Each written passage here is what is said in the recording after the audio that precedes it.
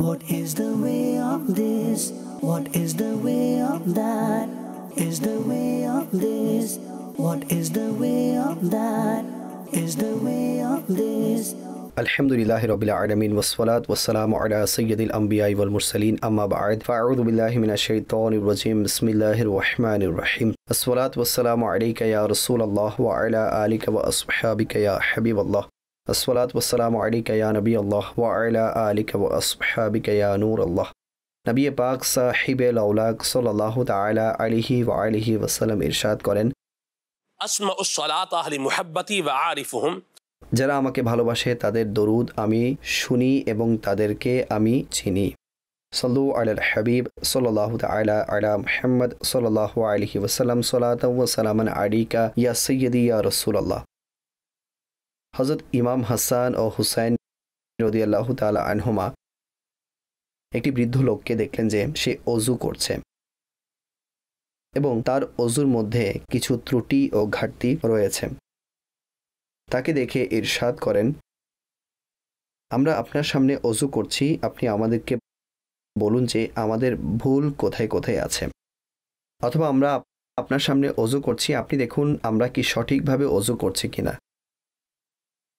অতঃপর যখন উভয় শাহজাদা সেই বৃদ্ধ লোকটির সামনে ওযু করলেন তখন তিনি এই বিষয়টি বুঝতে পারলেন যে ভুল অপূর্ণতা শাহজাদাগণের পদ্ধতিতে নয় বরং আমার পদ্ধতিতে রয়েছে হযরত হাসনাইন কারিমাইন রাদিয়াল্লাহু তাআলা আনহুমা আল্লাহ আল্লাহ এমন সুন্দর পদ্ধতিতে সে বৃদ্ধ লোকটিকে যা বলছিলাম সংশোধন করলেন মাদানী চ্যানেলের দর্শক শ্রোতা প্রোগ্রামের আজ আমরা বিষয়বস্তু রেখেছি সংশোধনের পদ্ধতি এর উপর আমরা কিবলা নিগরানি সূরার সাথে আলোচনা করব একটি পদ্ধতি হলো এই যা আপনি আহলে বাইতে আতহারের মোবারক জীবনী থেকে শুনলেন ইমাম হাসান ও হুসাইনের মোবারক জীবনী থেকে শুনলেন আমরা যদি নিজেদের প্রতি চিন্তা করি আমরা যদি লক্ষ্য করি যদি আমরা কারো সংশোধন করতে চাই তাহলে আমাদের নিয়ম কেমন তামির ও তাখরিব এই শব্দ দুটি যদি আপনি লক্ষ্য করেন সেগুলোর আকার আকৃতি প্রায় একই কিন্তু সেগুলোর অর্থের মধ্যে অনেক বেশি ডিফারেন্স রয়েছে অনেক বেশি পার্থক্য আছে তামির দ্বারা উদ্দেশ্য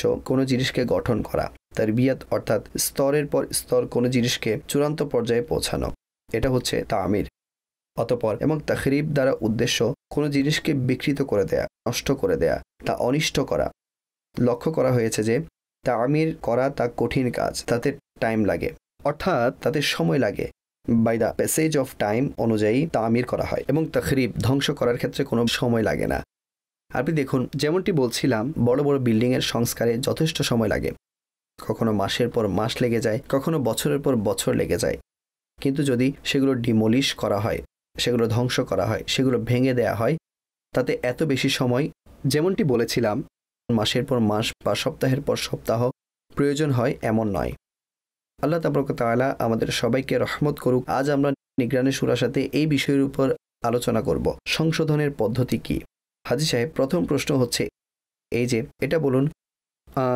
সংশোধন করা এবং অপমানিত করার ক্ষেত্রে কোনো পার্থক্য আছে কিনা যদি পার্থক্য থাকে তাহলে পার্থক্যটা কি এবং আমরা এটা বুঝবো কিভাবে যে সামনের লোকটি আমাদেরকে অপমানিত করছেন বা সংশোধন করছেন আলহামদুলিল্লাহি রাব্বিল আলামিন ওয়াসসালাতু ওয়াসসালামু আলা খাতামিন নবিয়্যিন সম্ভবত আপনি চেক করতে চাইছেন যে আমার ঘুম হয়েছে নাকি হয়নি আমি ক্লান্ত পরিশ্রান্ত নয় তো আর কি সমস্যা অর্থাৎ পেরেশানিতে নয় তো চেক করতে চাইছেন এমনটি তো নয় তো আপনি এমনই প্রশ্ন করেছেন যে কিভাবে জানতে পারবো অপমান করছে নাকি সংশোধন করছে জি এতে তো এতটুকু পার্থক্য যে একজন সাধারণ মানুষই বলে দেবে এটি সংশোধন হচ্ছে আর এটি অপমান হচ্ছে পদ্ধতিটা একটু ব্যাখ্যা করে দিন দেখুন যদি এভাবে কেউ কথা বলেন তাহলে সেটা সংশোধনের দিকে যাচ্ছে আর যদি এমন পদ্ধতি গ্রহণ করেন তাহলে সেটা অপমানিত করার দিকে যাচ্ছে জি বিষয়টি বোঝা যায় আপনার কি মনে হয় না যে সংশোধনের নামে অপমানিত করা হচ্ছে সংশোধন করে থাকে এভাবে তারা বুঝে না যে আমরা মূলত তার অপমান করছি তবে এই দৃষ্টিভঙ্গি বিদ্যমান অনেকের মাঝে কেননা আসলে সংশোধনের যে মৌলিক নিয়ম কিতাবে লিপিবদ্ধ আছে তা হলো একাকিত্বে সংশোধন একাকিত্বে করতে হয় অর্থাৎ ম্যান টু ম্যান যদি আপনি সংশোধন করতে চান আমি যদি আপনাকে কিছু বলতে চাই অথবা আপনি আমাকে সংশোধন করতে চান তাহলে এর পদ্ধতি হচ্ছে একাকিত্বে করা আর আপনি কাউকে অপমান করতে চান, এর পদ্ধতি হচ্ছে সবার মাঝে করা। তো আমাদের সমাজে মানুষ এই পার্থক্যগুলো বোঝে না, আর কাউকে সংশোধনের জন্য সকলের সামনে কথা বলা হয় এবং বলা হয়ে থাকে, এতে কোনো সন্দেহ নেই। সামনের ব্যক্তি এটিকে নিজের সংশোধন হিসেবে কম, নিজের ইনসাল্ট হিসেবে বিবেচনা করে থাকে। ভাই, আমার অপমান হয়েছে, এটি ঠিক হয়নি। আচ্ছা, এর আরেকটি ক্ষতি হচ্ছে যে সামনের ব্যক্তির মনে, যাকে আপনি সংশোধন করতে গিয়েছেন, তার মনে আপনার প্রতি বিদ্বেষ তৈরি হয়। তাই নিয়ম তো এটাই, বুঝতে পারছি, আর সর্বোত্তম পদ্ধতি এটাই, যদি আপনি কাউকে সংশোধন করতে চান, ওটাই পার্সোনালি নির্দিষ্ট ব্যক্তিকে সংশোধন করতে চান, তাহলে আপনার সবার সামনে সংশোধন না করা উচিত। তাকে আলাদা জায়গায় নিয়ে বোঝানো উচিত। হ্যাঁ, জামায়াত আলোচনা করতে চাইছেন, জামায়াতে সংশোধন করতে চাইছেন, কারো নাম তো আপনি নিচ্ছেন না। এখন যার যার ক্ষেত্রে প্রযোজ্য হবে সে নিজেই নিজের জন্য গ্রহণ করে নিবে। আর আমাদের এখানে সাধারণত মানুষের কাছে সময় নেই, সংশোধনকারী হয়ে আছে, সময় নেই। ভাই, এত টাইম আছে নাকি তাকে আলাদাভাবে নিয়ে বসবো, তাকে বোঝাবো? যদি এই মানসিকতা আমাদের ওইসব লোক যারা সংশোধন করতে চান তাদের মাঝে তৈরি হয়, তাহলে তো সমস্যা। ঘর হোক, অফিস হোক, সংগঠন হোক, সংশোধন তো নম্রতার সাথে, একাকিত্বে এবং আলাদা জায়গায় হলে সেটা উত্তম। যা বুঝি এটাই সংশোধনের সর্বোত্তম পদ্ধতি। বহিষ্কার করা এবং সংশোধন করার মধ্যে পার্থক্য কি? জি, একদম আসমান জমিনের পার্থক্য। আক্রোশ তো মানুষের একটি অবস্থা যা সে বহিঃপ্রকাশ করে। সংশোধন তো ডেফিনেটলি আপনি চিন্তা করে বুঝতে চেষ্টা করেন, নম্রতা অবলম্বন করেন, সামনের ব্যক্তির মেজাজকে বোঝার চেষ্টা করেন খুবই ধৈর্যের সাথে। আসলে সংশোধন ধৈর্য কামনা করে, আর আক্রোশে তো ধৈর্য নামক কোনো বিষয়ই থাকে না, আক্রোশ তো আক্রোশী হয়। হাজী সাহেব, আমাদের বিষয়বস্তু হচ্ছে যা বলছিলাম, সংশোধন করা। তো সর্বপ্রথম আমাদের নিজের সংশোধনের উপর ফোকাস করা উচিত। এটা অজানা কোনো কথা নয়, দর্শক শ্রোতা সকলেরই জানা আছে। কিন্তু দেখা যায় যে আমরা অপরের সংশোধনের ব্যাপারে, যেমনটি বলছিলাম, খুব সচেতন থাকি, যা প্রমাণিত। যেমন পিতামাতা চান আমাদের সন্তানেরা সংশোধন হোক, আমাদের প্রতিবেশীদের সংশোধন হোক, এলাকাবাসীর সংশোধন হোক, প্রতিষ্ঠানে যত যা বলছিলাম কর্মচারী বিদ্যমান আছে তাদের সংশোধন হোক। অতঃপর আপন মানসিকতা এমন বানিয়ে রাখেন যে সংশোধন হয়ে যাক, অন্যরা হয়ে যাক, আমার যা ইচ্ছা করব, মানুষেরা নিজেকে ভুলে যায়। এ সম্পর্কে আপনি কি বলবেন? স্পষ্ট কথা, প্রথমে নিজের সংশোধন প্রয়োজন। একটি পোস্ট আমার দৃষ্টিগোচর হয়েছিল, তাতে লেখা ছিল সে ব্যক্তিকে পরিবর্তন করা খুব কঠিন যার নিজের ভুলগুলো দেখতে পায় না। আপনি কিভাবে তাকে পরিবর্তন করবেন? সে বলবে, ভাই সমস্যা কি, আমি কি করেছি, কি ভুল করেছি? এটি হয়ে থাকে। তাই সংশোধনের জন্য প্রথমে নিজেকে সংশোধন করতে হয়, অতঃপর অন্যের সংশোধনের দিকে অগ্রসর হতে হয়। কেননা আপনি যাকে সংশোধন করতে যাচ্ছেন সে আপনার অস্তিত্ব দেখছে, চরিত্রকে দেখছে। যখন সে দেখে নিজের দিকে মনোযোগ দিচ্ছে না, আমার উপরই মনোযোগ দিয়ে বসে আছে, এভাবে আপনার কথাকে সে গুরুত্ব সহকারে নিবে না। মারহাবা। দাওয়াত ইসলামী দ্বীনি পরিবেশে আপনি যদি লক্ষ্য করেন, আমাদের এখানে কোন কোন পন্থায় সংশোধন করা হচ্ছে? দাওয়াত ইসলামী তো একটি পরিপূর্ণ সংশোধনী সংগঠন, আর লাখো মানুষ এর সাথে সম্পৃক্ত। এই বিষয়টি একটি প্র্যাকটিক্যাল এভিডেন্স। দাওয়াত ইসলামী মানুষকে সংশোধনের দিকে আহ্বান করে এবং সংশোধন হয়েও থাকে, আর এই শিক্ষা প্রদান করে যে আমাকে নিজের এবং সারা দুনিয়ার মানুষের সংশোধনের চেষ্টা করতে হবে। তাই দাওয়াত ইসলামীর সংশোধনের পদ্ধতি তো আজহার মিনাস শামস, যাকে আমরা বলতে পারি একদম স্পষ্ট সূর্যের ন্যায় উজ্জ্বল। যদি কেউ ইতিকাফের দিনে ফাইজানে মদিনাতে আগমন করে, বরং যদি এইভাবে বলতে পারেন যে যখন আমির আহলে সুন্নতের মাদানী মুজাকারা শুরু হতে থাকে সে সময় মাশাআল্লাহ ইসলামী ভাইয়েরা নিজেদের অভিব্যক্তি প্রকাশ করে থাকেন, কেউ সেগুলো শুনলে বুঝতে পারবে যে কিভাবে সংশোধন হয়ে থাকে। স্পেশালি যেমন ইতিকাফ আছে, ইতিকাফ হলো পরিপূর্ণ সংশোধনের মাধ্যম। জি, অনেক বেশি সংশোধন হয় এবং আমি বলতে পারি সম্ভবত, যদি আমি ভুল না বলি, তো হাজারো এমন আশিকানে রসুল আছেন যাদের পরিবর্তন ইতিকাফ থেকে এসেছে, যারা ইতিকাফ থেকে সংশোধন হয়েছে। জি, আর ইতিকাফ ওসিলা হয়েছে। জি। কেউ দর্স থেকে সংশোধন হয়েছেন, কেউ মাদানী কাফেলায় সংশোধন হয়েছেন। জি। বয়ান শুনে অনেকে সংশোধন হন। মূল কথা হচ্ছে যার যেমন ওষুধ কাজে লেগেছে, সুবহানাল্লাহ, তাই না?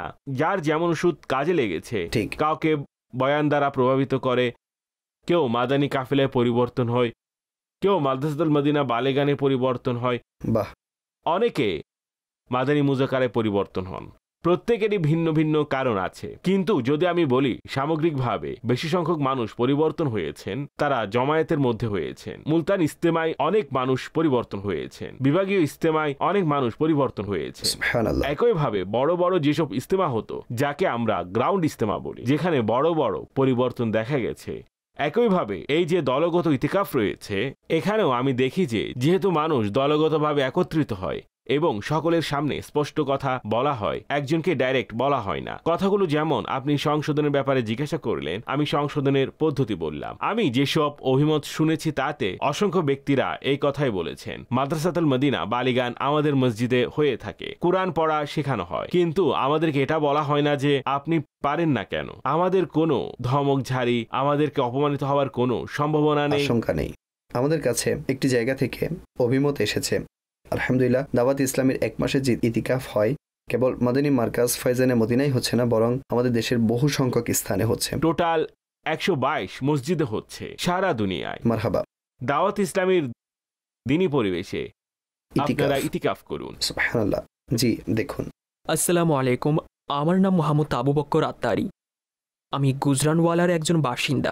এটা আমার জন্য অনেক বিরাট সৌভাগ্য যে ফয়জানে মদিনায় 1 মাসের ইতিকাফে বসার আমার সৌভাগ্য নসিব হয়েছে। 15 দিনের মধ্যে আমার ভেতর এত পরিবর্তন এসেছে যা ভাষায় প্রকাশ করতে পারছি না। আমার মা বাবা ভীষণ খুশি হয়েছেন। ওনারা জানতেন যে আমি কোন পথে ছিলাম। ওনারা কেঁদে কেঁদে দোয়া করতেন যে হে আল্লাহ, একে আপনার দিনের পথে নিয়ে আসুন। কিন্তু আমি মা বাবার কথা শুনতাম না, মা বাবাকে সহযোগিতা করতাম না। আলহামদুলিল্লাহ, আল্লাহ পাকের শুকর, আমার তো দুনিয়া অর্জিত হয়নি। বিগত 23 বছর উদাসীনতার মধ্যে অতিবাহিত করেছি। আমার জীবনের সেই 23 বছর আজ অনুভব হচ্ছে। এর চেয়ে বড় কথা হচ্ছে লেনদেনের মধ্যে সুদ, ঘুষ, হারামের ব্যাপারে উদাসীন ছিলাম। এখানে আসার কারণে আমি জানতে পারলাম সুদ, ঘুষ, হারাম ইত্যাদি সম্পর্কে। আলহামদুলিল্লাহ, আজ আমি নিয়ত করছি যে আমার বাকি জীবন ফয়জানে মদিনা দাওয়াত ইসলামের পথে দিন শিক্ষা গ্রহণের সাথে কাটাবো। আমার এটাই আশা। এবং যে ব্যক্তি বলেন যে আমি পরিবর্তন হতে পারবো না, আমার অন্তর কঠিন, ইসলামের পথে আসতে পারবো না, তাকে পরামর্শ দেব যে একটি বার তো ফয়জানে মদিনায় এসে দেখুন। একবার ফয়জানে মদিনাতে এসে তো দেখুন। ঠিক তাই, এটাই বাস্তব। আসলে পরিবেশ আছে না, জি, পরিবেশ মানুষকে পরিবর্তন করে। মানুষ যেরকম পরিবেশে থাকে, মানুষ সেরকম হয়ে যায়। উত্তম সংস্পর্শ তোমাকে উত্তম বানাবে, খারাপ সংস্পর্শ খারাপ বানাবে। এখন চারিত্রিক দিকে যখন ইবাদত গুজার, নেক আমলকারী, নামাজ আদায়কারী, তিলাওয়াতকারী, জিকির আদায়কারী, মুচকি হেসে আলাপকারী মানুষ, তখন ভাববে যে আরে ভাই, কোথায় ছিলাম আমি? ঠিক। আমরা তো ভাই যে অভিমত শুনি, জি, তা এরকমই, আমরা কোথায় ছিলাম আর কোথায় চলে এলাম। জি, আমাদের কাছে সিএ এর এক স্টুডেন্ট আছে, চার্টার অ্যাকাউন্টের। তিনি কি বলছেন তা আপনাকে দেখাচ্ছি, আসুন। বিসমিল্লাহির রহমানির রহিম। আসসালামু আলাইকুম। আমি পাঞ্জাব জেলার বিহারি থেকে বলছি। আমি সিএ এর স্টুডেন্ট। আমি 1 মাসের ইতিকাফের জন্য করাচি ফয়জানে মদিনায় উপস্থিত হয়েছি। মাশাআল্লাহ, আপনি যখন এখানে ইতিকাফের জন্য উপস্থিত হন তখন আপনি দেখতে পান যে রমজান ও ইতিকাফের উদ্দেশ্য কি। আলহামদুলিল্লাহ, আপনি যেখানেই ইতিকাফ করুন মাশাআল্লাহ, সত্যিই এর সওয়াব অনেক বেশি। কিন্তু রমজানে এখানে ইতিকাফের মাধ্যমে আপনি আলাদা একটি বিষয় লক্ষ্য করে থাকেন। এখানে আপনাকে একটা জাদওয়াল দেওয়া হয়। সেই জাদওয়াল অনুযায়ী আপনি ওয়াকফে আরাম ব্যতীত সর্বদা কোনো না কোনো পদ্ধতিতে ইবাদত ও জিকির, আজকার এবং ইলমে দ্বীনের হালকাগুলোতে অংশগ্রহণ করেন এবং এসব কাজে ব্যস্ত থাকবেন। আপনার অনর্থক কথা বলার এবং টাইম ওয়েস্টিং করার ব্যাপারে সুযোগ পাওয়া যায় না। আপনি কোনো না কোনোভাবেই ইলমে দ্বীন এবং আল্লাহকে সন্তুষ্টকারী কাজে ব্যস্ত থাকবেন। এখানে আমি একটা বিষয় ব্যক্তিগতভাবে আলাদা নোট করেছি।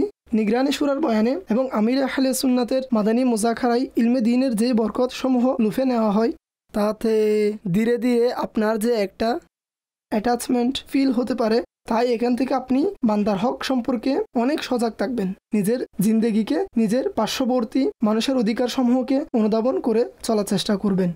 মাশাআল্লাহ, এ ব্যাপারে এটা অনেক বড় চেঞ্জিংয়ের বিষয়, কেননা এই বিষয়টি খুব কম দেখা যায়। যদি আপনি কোথাও ইতিকাফ করেন, মাশাআল্লাহ ইবাদতের ব্যাপারে আপনি খুব মনোযোগী হয়ে যান, কিন্তু বান্দার হকের ব্যাপারে আমাদের দুর্বলতা দেখা যায়। মাশাআল্লাহ এই বিষয়টি খুব মজবুতভাবে লক্ষ্য করা যায় এখানে এসে, যে নুরানিয়ত লাভ হয়েছে, তাছাড়া অন্তর নরম হয় এবং দোয়া ও ইবাদতের স্বাদ অনুভব হয়। আপনারা এই অভিমত শুনলেন এবং আপনারা পরিবর্তন দেখেছেন। লোকদের মানসিকতায়, তাদের চিন্তা চেতনায়, আচার আচরণে, ভাব প্রকাশে অনেক পরিবর্তন দৃষ্টিগোচর হয়। আর যারা রুহানিয়তের সন্ধান করেন, বলেন যে রুহানিয়ত নেই, তাদের উচিত হচ্ছে একবার দাওয়াত ইসলামের অধীনে অনুষ্ঠিত ইতিকাফে আসা। আর এখানে শুধুমাত্র ফাইজানে মদিনা উদ্দেশ্য নয়, আন্তর্জাতিক মাদানী মার্কাজ ফাইজানে মদিনা নয়, বর্তমানে এখানে অসংখ্য মানুষ রয়েছেন। আরো 3000 টোকেন রেজিস্ট্রেশন হয়েছে এবং আমাদের এখানে বর্তমানে জায়গা স্বল্পতার সমস্যাও আছে। আন্তর্জাতিক মাদানী মার্কাজের কথা বলছি। এখন যত মানুষ আছেন, সম্ভবত এর চেয়ে দ্বিগুণ মানুষ শেষ 10 দিনে আসবেন। ঠিক তাই।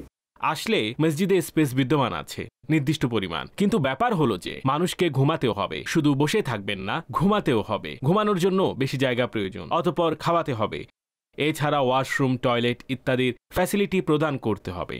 বর্তমানে অনেক ভিড় হয়ে যায়, তাই অধিক মানুষ জামায়াত হলে মানুষ বিরক্ত হবেন, পেরেশানিতে পড়বেন।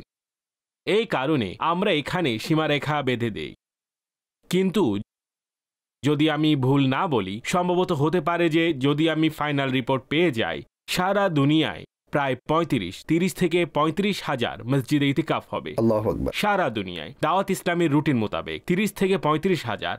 আর যদি ভুল না বলি, সম্ভাবনা আছে আমাদের যে টার্গেট আছে, যদি সেই টার্গেট অ্যাচিভ করে ফেলি, তাহলে ইনশাআল্লাহ 3 লাখের বেশি হবে। অন্যথায় ইনশাআল্লাহ 2 লাখ অথবা 2.5 লাখের কাছাকাছি। আল্লাহ চান তো কম বেশি হতে পারে। এত আশিকানে রসুল আলহামদুলিল্লাহ দলগতভাবে এই ইতিকাফের সৌভাগ্য অর্জন করবেন। তারাও তাদের কাজকর্ম, নিজের ঘর সংসার, ব্যবসা এবং অন্যান্য ব্যস্ততা থেকে মুক্ত হয়ে তারা এই সৌভাগ্য অর্জন করার চেষ্টা করে থাকেন। তো আমি এই বিষয়ে দর্শকদের জন্য ভালো হবে যে এই সুযোগে দর্শকদেরকে কিছু হাদিস শুনিয়ে দেই। হাদিসে পাকে আছে, যে ব্যক্তি রমজানুল মুবারকে 10 দিনের ইতিকাফ করল, সে এমন যেন 2টি হজ এবং 2টি উমরা করল। সুবহানাল্লাহ। এত বড় সওয়াব। শেষ 10 দিনের যে ইতিকাফ আছে, 20 রমজানের সূর্যাস্তের পূর্বে, অর্থাৎ 20তম রোজায় আপনি মসজিদে ইফতার করবেন। সূর্যাস্তের আগে মসজিদে প্রবেশ করা জরুরি। জি, নিয়ত সহকারে। নিয়ত সহকারে, অন্যথায় ইতিকাফকারী হতে পারবেন না। জি। তো আপনি এখান থেকে চলে যান, আজই চলে যান, কাল চলে যান, অর্থাৎ এটি আপনার ডেডলাইন। এই লাইনটি ক্রস করে ফেললে ইতিকাফকারী হতে পারবেন না। এই ফজিলত আছে। আরও একটি হাদিস আছে, ইতিকাফকারী গুনাহ থেকে বেঁচে থাকে এবং তার জন্য সমস্ত নেকি লিপিবদ্ধ হয়, যা সেগুলোর সম্পাদনকারী লাভ করে। অর্থাৎ ইতিকাফের মূল ফায়দা এই ক্ষেত্রে এটি দেখা যাচ্ছে, এর বরকতে বান্দা গুনাহ থেকে বেঁচে যায়। যেমন আপনারা দেখছেন ও শুনছেন, এই মুহূর্তে আপনারা বের হবেন, বন্ধুদের কাছে যাবেন, ওখানে যাবেন, সেখানে যাবেন। ঘরের ভেতরে অনেক সময় সঠিক পরিবেশ থাকে না, গুনাহ থেকে বাঁচা অতটা সহজ হয় না, কোনো না কোনো কাজে মানুষ ইনভলভ হয়ে যায়। অতঃপর আফসোস হলে তো হলো, না হলে হলো না। যখন আপনি মসজিদে চলে এলেন, ইতিকাফকারী হয়ে যাবেন। এখন আপনি বলুন, মসজিদে ইতিকাফ থাকলে আল্লাহর শুকরিয়া বান্দা অনেকটাই গুনাহ থেকে বেঁচে থাকে। হ্যাঁ, মসজিদে বসে গীবত করছে, চগলখুরি করছে, মসজিদে বসে আল্লাহ না করুক কুদৃষ্টি দিচ্ছে, অথবা মসজিদে এ জাতীয় কোনো গুনাহের কাজ করছে, সেটা ভিন্ন বিষয়। কিন্তু ওভারঅল যখন আমাদের সোসাইটির দিকে দৃষ্টি দিয়ে থাকি, মসজিদ বান্দাকে গুনাহ থেকে অধিকাংশে বাঁচিয়ে রাখে। তাই রমজান, রোজা, অতঃপর ইতিকাফ, অতঃপর শেষ দশকের ইতিকাফ এর একটি বিশেষ কারণ, যা হাদিসে বলা হয়েছে, যে বিষয়ে আমাদেরকে উদ্বুদ্ধ করা হয়েছে, তা হলো শবে কদর তালাশ করা। সুবহানাল্লাহ। তা হচ্ছে শেষ 10 দিনের বিজোড় রাত, 21, 23, 25, 27, 29, অর্থাৎ 21, 23, 25, 27 and 29। এগুলো সেই রাত যেগুলোতে শবে কদরকে তালাশ করতে হয়। এখন ইতিকাফকারীর জন্য এই বিষয়টি বড় সুযোগ থাকে যে সে মসজিদে থাকে, ইবাদতে অতিবাহিত করে, তালাশের জন্য মানুষ ইবাদতে কাটিয়ে থাকে।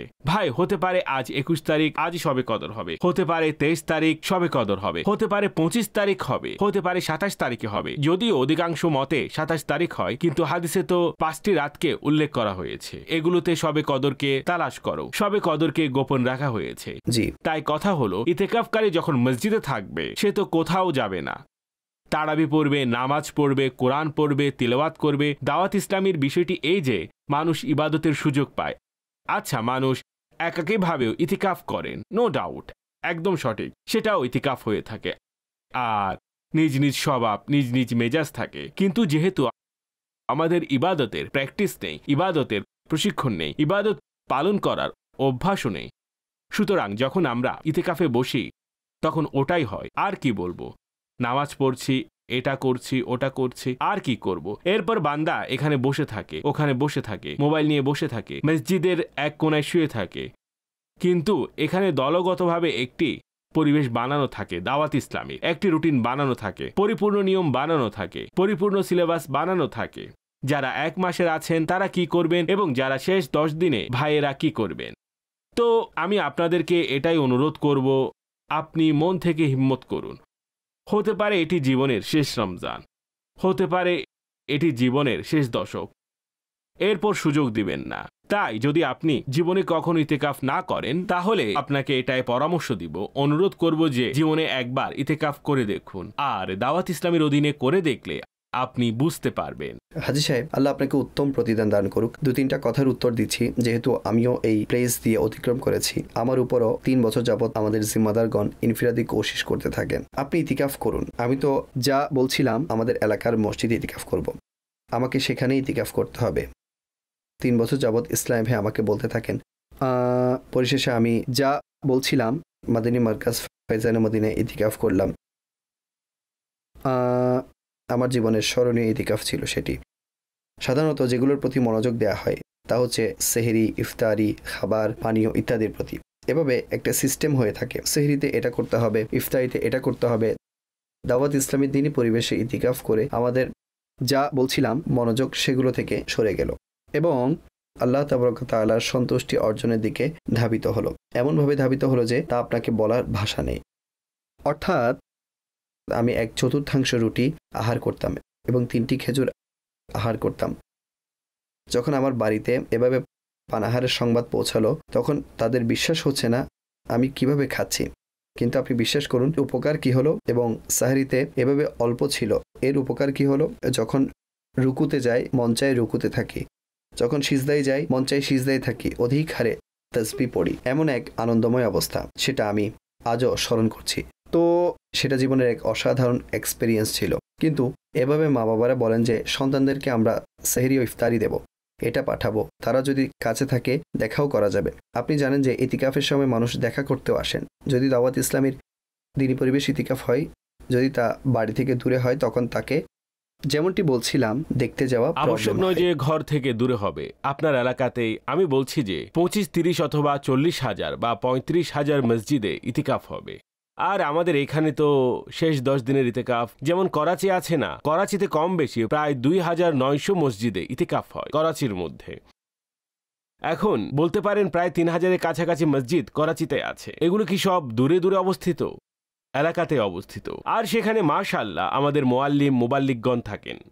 অর্থাৎ এভাবে বুঝুন যে যখন আমি বলছি 25 থেকে 30,000 মসজিদে ইতিকাফ হবে, তো 25 থেকে 30,000 মুআল্লিম মুবাল্লিগিন এবং জিম্মাদার প্রস্তুত করা হয়েছে। তারা ইতিকাফকারীদের সাথে সময় কাটাবেন, তাদের সাথে রুটিন চালাবেন।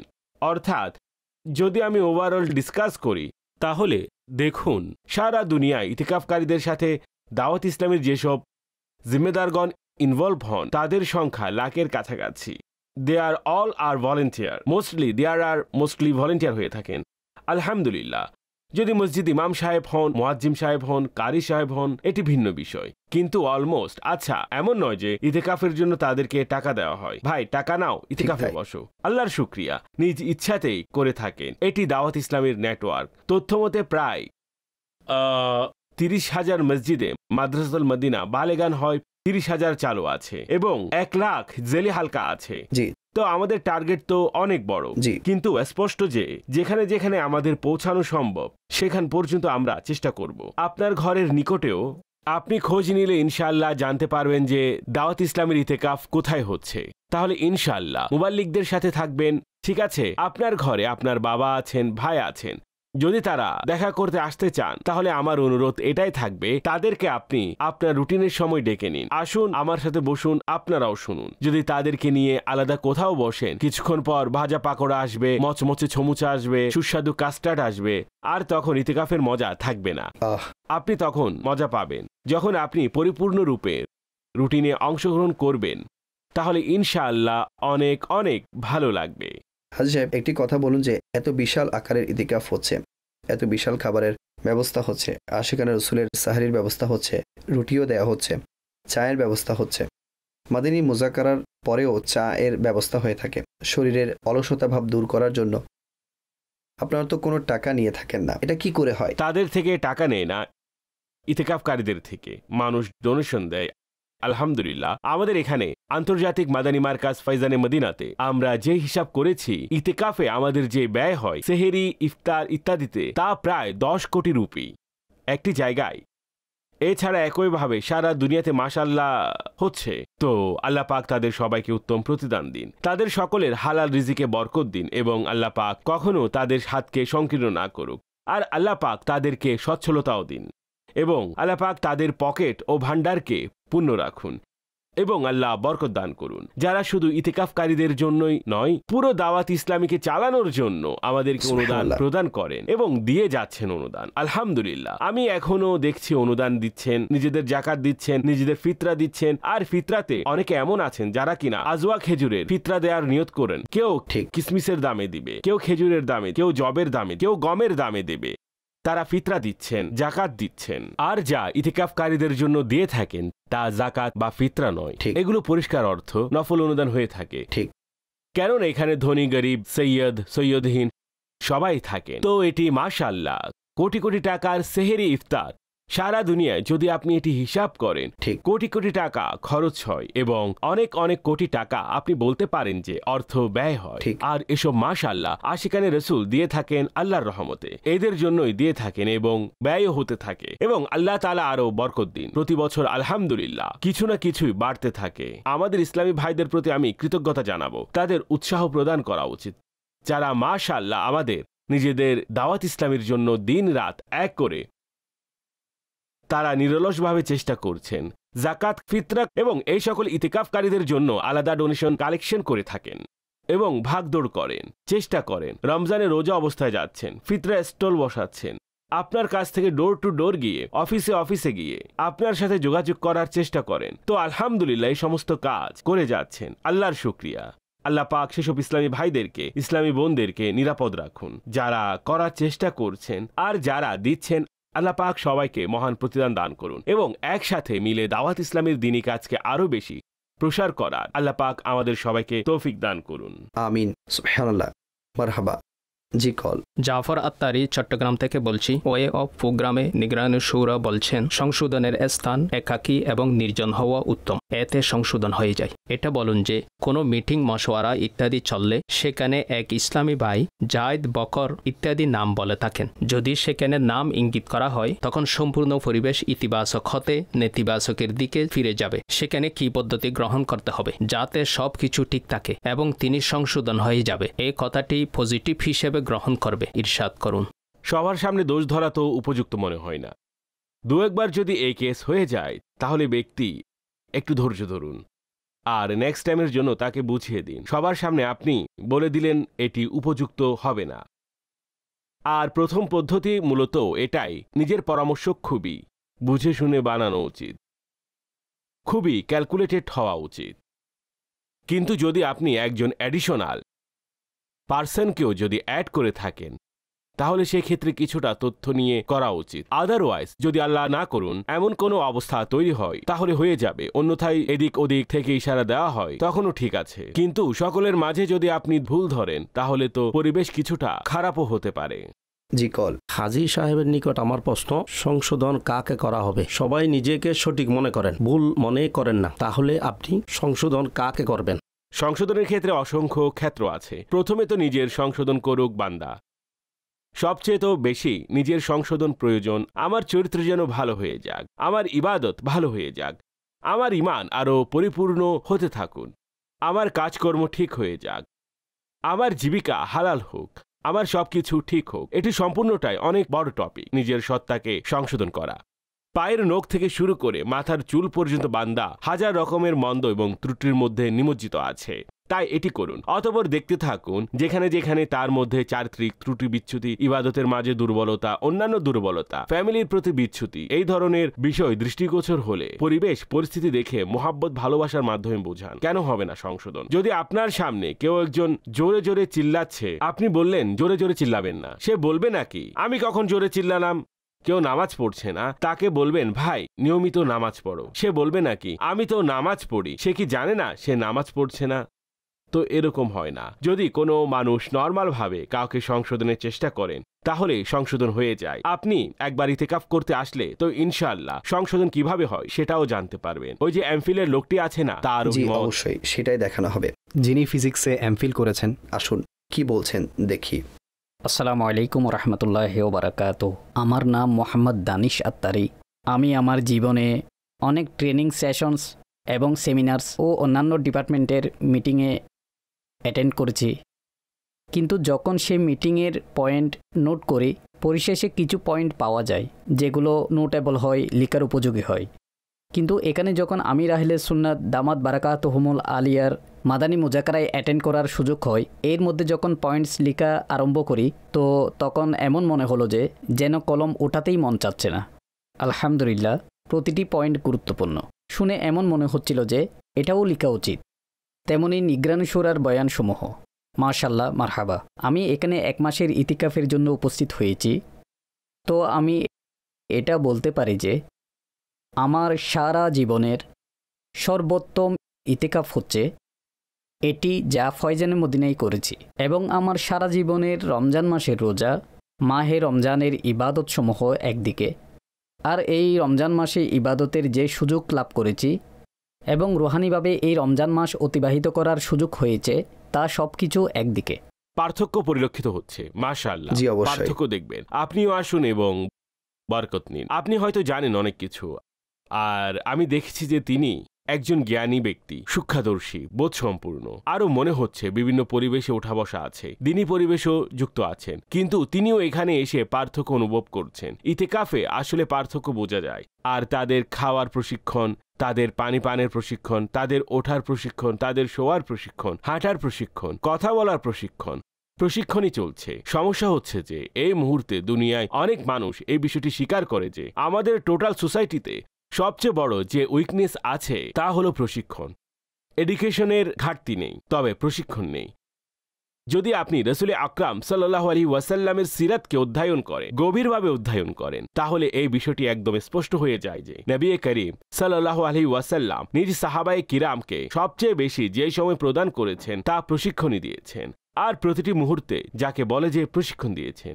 এমনকি খাওয়ার জন্য উপস্থিত হলেও যদি তার সাথে কোনো বাচ্চা খাবার খেত, তখন তিনি বাচ্চাকেও বলতেন, পুত্র নিজের পাশ থেকে খাও, পুত্র নিজের পাশ থেকে খাবার খাও। এটি একটি শিক্ষা। কোনো ব্যক্তি এসে নামাজ পড়ছে, নবীজি বললেন পুনরায় নামাজ পড়ো, নামাজ হয়নি, সে পুনরায় পড়ল। নবীজি আবার বললেন নামাজ পুনরায় পড়ো, তোমার নামাজ হয়নি, সে পুনরায় নামাজ পড়ল। অতঃপর প্রিয় নবীকে আরজ করল, ইয়া রাসূলুল্লাহ, আপনিই বলুন আমি কিভাবে নামাজ পড়ব। তখন নবী করিম সাল্লাল্লাহু আলাইহি ওয়াসাল্লাম তার সামনে নামাজ পড়ে দেখালেন যে কিভাবে নামাজ পড়তে হয়। প্রশিক্ষণের এই পদ্ধতি দেখুন। প্রশিক্ষণেরও পদ্ধতি আছে, প্রশিক্ষণের অনেক প্রয়োজন আছে। চারিত্রিক প্রশিক্ষণ কেমন হওয়া উচিত, নম্রতা, যেমনটি আমরা আলোচনা করে থাকি, কিন্তু যখন পরিবেশ পাওয়া যায় তখন সহজ হয়। আমি তো দাওয়াত ইসলামীর বোনদেরকে আরজ করব, আপনার ঘরের মাহারিমদের রিলিজ করুন, আপনি যান। আলহামদুলিল্লাহ, আমরা ঘর সামলাবো। মা বাবা নিজ সন্তানকে, স্ত্রী তার স্বামীকে, বোন তার ভাইকে উৎসাহ দিন। আপনি যান, ইতিকাফ করুন, মারহাবা। ইনশাআল্লাহ তাআলা ঘরও প্রশান্তিময় হবে। আমি যদি বলি যে আমি জানি, তাহলে সম্ভবত ভুল হবে না। এমন অনেক ইসলামী ভাই আছেন যারা ঘরে থেকেই সংশোধন হয়েছেন। ভাই, আমরা যখন ঘরে ছিলাম, ঘরে তুফান বইতো। এটি তো দাওয়াত ইসলামের দিনই পরিবেশে গিয়ে বুঝতে পেরেছি যে ঘরে কিভাবে থাকতে হবে। তো ঘরে থাকার সঠিক পদ্ধতিও দাওয়াত ইসলামী শিক্ষা দিচ্ছে। আলহামদুলিল্লাহ। জি কল। নিগরানে শুরা বলেছেন যে সাহারি ও ইফতারিতে আশিকানে রাসূল সহযোগিতা করছেন। আপনি বলুন, উৎকৃষ্ট ফিতরা আদায়ের দিকে আমাদের মানসিকতা কিভাবে তৈরি হবে? আমরা যদি আজওয়া খেজুর দস্তরখানে রাখি তাহলে কি ফিতরা ও আজওয়ার দিতে হবে, কিসমিসের দিতে হবে, মধ্যম প্রকারের খেজুরের দিতে হবে, কমপক্ষে জবের দিতে হবে? এমন কোনো ব্যবস্থা যদি হয়ে যায়, আকার সাদকায় আমরা যেন উত্তম ফিতরা আদায়কারী হয়ে যাই। দেখুন, এই উদারতা আল্লাহ আমাদেরকে দান করুন, আর আল্লাহ সচ্ছলতাও দান করুন। আমাদের হাত কিছুটা প্রশস্ত হয়ে যাক, এবং এই যে পরিপূর্ণ বিশ্বাসও হোক, যা আল্লাহর রাস্তায় দিব তা হ্রাস পাবে না, বরং বৃদ্ধি পাবে। এই পরিপূর্ণ বিশ্বাস থাকা উচিত। আল্লাহর রাস্তায় দেওয়ার ফলে সম্পদ কখনো হ্রাস পেতে পারে না, বৃদ্ধি ফাইনাল, নির্ধারিত বাড়বে। সুবহানাল্লাহ। তাই আমরা যদি জবের দামে, আজওয়ার দামে দেই, খেজুরের দামে দেয়, তো যেরকম আল্লাহ তাআলা সামর্থ্য দিয়েছেন, সব ক্ষমতা দিয়েছেন, সেই হিসেবে বান্দা ভালো থেকে ভালো। এখন দেখুন, আপনার যেরকম লিভিং স্ট্যান্ডার্ড রয়েছে, সেই হিসেবে অন্তত ক্যালকুলেট করুন। যদি আমি বলি, সম্ভবত দুনিয়াতে, আমি তো অল মুসলিম কমিউনিটির কথা বলছি, দুনিয়াতে কোটি কোটি মুসলমান এমন আছেন যারা আজওয়ার দামে ফিতরা দেওয়ার সক্ষমতা রাখেন। লাখো নয়, আমি কোটির কথা বলছি। আমি সারা দুনিয়ার মুসলিম কমিউনিটির কথা বলছি যারা সাহেবে নিসাবের অধিকারী, এবং তারা যদি চান পুরো ফ্যামিলি থেকে আজওয়া খেজুর দ্বারা প্রত্যেকের ফিতরা আদায় করতে পারেন। আল্লাহ পাক অন্তর দিন। এখানে তো মানুষ গাড়ি বছরে বছরে বদলে ফেলে, মোবাইল মাসে মাসে বদলে ফেলে, ঘড়ি মাসে মাসে বদলে ফেলে। এগুলো আমাদের সামনে এমন নয় যে আমরা জানি না। এইসব বদলা বদলি তো চলতেই থাকে। পুরো ফ্যামিলির জিনিস বদলে ফেলেছে। ছেলে মোবাইল পরিবর্তন করেছে, বাবা মোবাইল পরিবর্তন করেছে, স্ত্রীও মোবাইল পরিবর্তন করেছে। কয়েক মাস পর পর সব চেঞ্জ হচ্ছে, নতুন নতুন কার নেওয়া হচ্ছে। আমার সবকিছুর ধারণা আছে যে কত দামের মোবাইল, কত দামের কার, কত দামের কলম, কত দামের চশমা, কত টাকার পার্টস, কত দামের ওয়ালেট, কত দামের শু, কত দামের শক্স, এই বিষয়ে আমার ধারণা আছে। লেডিস পার্স কত দামে বিক্রি হচ্ছে, চলছে, তাদের স্যুটের কেমন রেট, অনেকটাই ধারণা আছে। সবকিছু ব্র্যান্ডের কেনা হচ্ছে, সব ভালো থেকে ভালো জিনিস কেনা হচ্ছে। আল্লাহ পাক আপনার হালাল রিজিকে উন্নতি দিন, বরকত দিন। যারা জায়েজ এবং হালাল পদ্ধতিতে করছেন তাদেরকে ক্রিটিসাইজ করছি না, কিন্তু আমি শুধু এটি বলছি, এত কিছু আমরা নিজের জন্য ব্যয় করছি। আমাদের ঘরে এক একটি শো পিস, তা অন্তত 2, 5, 5, 10 লাখ, 20 লাখ টাকা। ঘরের মধ্যে দামি দামি শো পিস আছে। আপনাদের ফার্নিচার দেখুন, আপনি আপনার কিচেনে দেখুন, এমনকি আপনার বাথরুমের ভেতরে হওয়া ডেকোরেট দেখুন, নিজের বেসিন দেখুন। এই সব কিছু যদি আপনি ক্যালকুলেট করেন, আমার মন বলবে, ভাই এই সব কিছু তো করেছি, আল্লাহর রাস্তায় আজওয়া খেজুরের ফিতরা দিতে আমাদের প্রবলেম হচ্ছে। নিজ দেশের দাম অনুযায়ী হিসাব করুন, তাহলে কত টাকা হয়। হ্যাঁ, যদি আজওয়ার দামে দিতে না পারেন তাহলে সাধারণ খেজুরের দামে দিয়ে দিন। এটিও করতে পারেন যে নিজেরটা 14,400 টাকা দিয়ে দিতে পারবো, আমার বাচ্চার মা সে 5,600 টাকারটা প্রদান করবে, আপনি 800 টাকাটা দিয়ে দিন, আপনি 2400 টাকাটা দিয়ে দিন। অর্থাৎ পুরো পরিবার একটি দামে প্রদান করুন, সবাই মিলে কিসমিসের দামে দিয়ে দিন। আল্লাহ আপনাকে যেমন সামর্থ্য দিয়েছেন, আপনার যেরকম লিভিং স্ট্যান্ডার্ড, সে অনুযায়ী অ্যাটলিস্ট আপনি সিদ্ধান্ত গ্রহণ করুন। আর এই সিদ্ধান্ত এমন কি কঠিন সিদ্ধান্ত, বরং কি আর সিদ্ধান্ত নেবেন। চিন্তা তো সেখানে করতে হয় যেখানে লোকসান থাকে, যেখানে শুধুমাত্র লাভই লাভ, সেখানে কেউ চিন্তা করে নাকি, করে ফেলতে হয়। ইতেকাফ লাভই লাভ। আর আমি দেখেছি যে অসুস্থ মানুষ যারা কিছুটা মানসিক পেরেশানিতে ছিলেন, তারা এসেছেন, তাদের পেরেশানি দূর হয়ে গেছে। পারিবারিক টেনশন ছিল, ইতিকাফে তাদের টেনশন দূর হয়ে গেছে। মানুষের অনেক অনেক রোগ আল্লাহর রহমতে ভালো হয়ে যায়। ইতিকাফের অনেক বরকত রয়েছে, দান সদকার অনেক বরকত রয়েছে। এখন যে এরকমটি কল এসেছে, আমি উৎসাহ প্রদান করলাম এভাবে, মাশাআল্লাহ, ফিতরাও দিন এবং জাকাতও পরিপূর্ণ দিন। ইবাদতের জন্য সময় বের করুন। শেষ 10 দিনের বিজয় রাতের জন্য এবং শেষ 10 দিনের সকল রাতের জন্য নিজেকে প্রস্তুত করে রাখুন। আল্লাহ চান তো অসংখ্য বরকত প্রিয় হাবিবের ওসিলায় নসিব হবে ইনশাআল্লাহ। কল দিন। কিছু মা বাবা আপন সন্তানদের সংশোধনের জন্য, শিক্ষার জন্য পেরেশান হন। পিতা যদি বাড়িতে থাকেন তখন সন্তান বাহিরে বন্ধুদের সাথে থাকেন। যদি পিতা বাহিরে যান তখন সন্তান বাড়িতে চলে আসেন। পিতার সাথে বসা পছন্দ করে না। পিতাও ভাইদের সংশোধনের মূলক কথা শুনে না, বন্ধুদের কথা বেশি গ্রহণ করে। তাহলে বন্ধুদের মাধ্যমে সংশোধন করানো উচিত? পরামর্শ দিন। প্রথমে তো এই প্রশ্ন আসে, সন্তান বাবার কাছ থেকে কেন দূরে থাকছে? বাবার বিষয়টি এমন নয় তো সমুদ্রের সব পানি একেবারে ঢেলে দিয়েছে। ফোঁটা ফোঁটা পানি পাথরের উপর পড়লে ছিদ্র তৈরি হয়। অর্থাৎ একটি পানি ভর্তি বালতি আছে, এর থেকে একটি একটি ফোঁটা ফেললে তাহলে ছিদ্র হবে। যদি আমি বলি যে পুরো বালতির পানি ফোঁটা ফোঁটা ফেলে ছিদ্র করো, এতক্ষণ কে ধৈর্য ধরবে? পুরো বালতি উঠিয়ে ঢেলে দেয়, তাহলে ছিদ্র নামের কিছুই হবে না। একটু ভিজে যাবে, পিচ্ছিল হয়ে যাবে, এরপর শেষ হয়ে যাবে, শুকিয়ে যাবে, পানিও একদিকে চলে যাবে। এটি সংশোধনের পদ্ধতি নয়। বাবা বসে বসে যখনই দেখি বাবা লেকচার দেয়, যখনই দেখি বাবা যদি এরকম করেন, তখন সন্তান দূরে সরে যায়। বাবা একটি সুন্দর পরিবেশ তৈরি করুন এবং নিজের সন্তানকে মিশুক পরিবেশ দিন।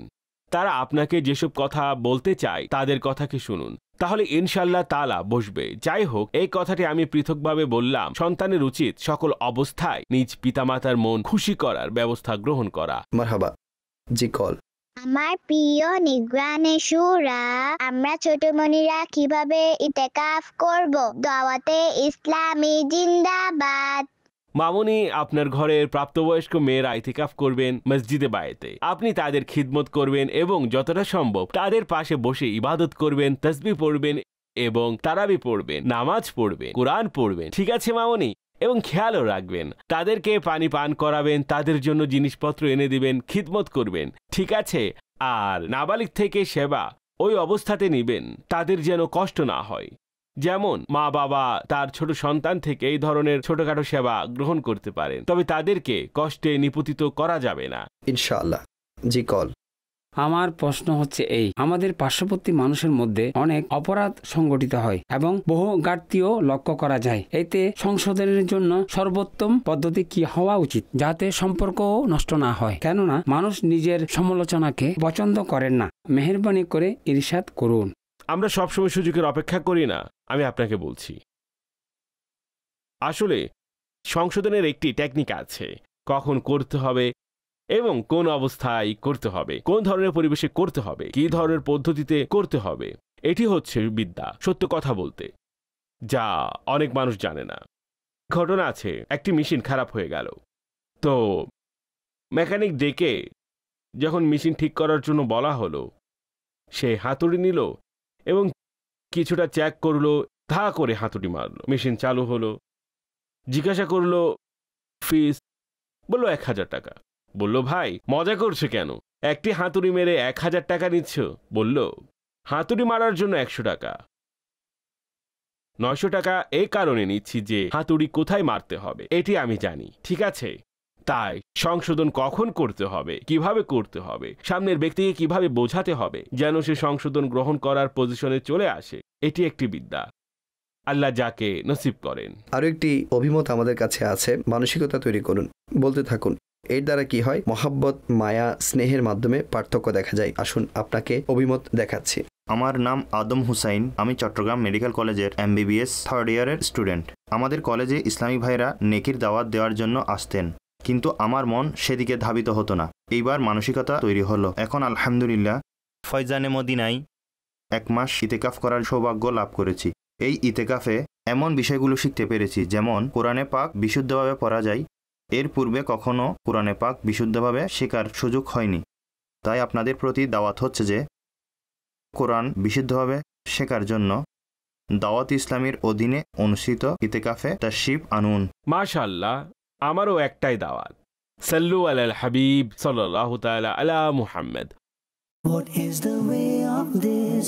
What is the way of that? Is the way of this? What is the way of that? Is the way of this?